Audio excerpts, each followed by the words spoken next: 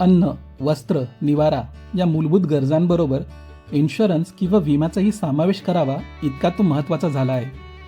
Insurance म्हणजे भविष्यातील अनपेक्षित आर्थिक धोक्यांपासून संरक्षण करण्याची तरतूद. लंडनच्या लॉयड कॉफी हाऊसमध्ये समुद्री व्यापाऱ्यांनी एकत्र येऊन जहाजांच्या अपघातातून संरक्षण मिळावे याकरता सर्वप्रथम समुद्र विम्याची सुरुवात केली.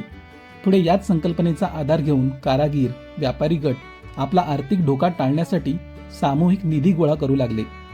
पूर्वीच्या काळात लोकांनी एकत्र येऊन आर्थिक धोका वाटून घ्यायचे ठरवले आणि यातून इन्शुरन्सची संकल्पना विकसित झाली. पुढे याच संकल्पनेचे रूपांतर आजच्या विमा व्यवस्थेत झाले. भारतात इन्शुरन्सची सुरुवात 19व्या शतकात ब्रिटिशांच्या काळात झाली. ओरिएंटल लाईफ इन्शुरन्स कंपनी ही भारतातली पहिली विमा कंपनी होती. इन्शुरन्स संदर्भातल्या महत्त्वाच्या माहिती सोप्या मराठी भाषेत समजून घेण्यासाठी आजच आपल्या चॅनलला सबस्क्राईब करा. इन्शुर्ड रहा, निश्चिंत रहा.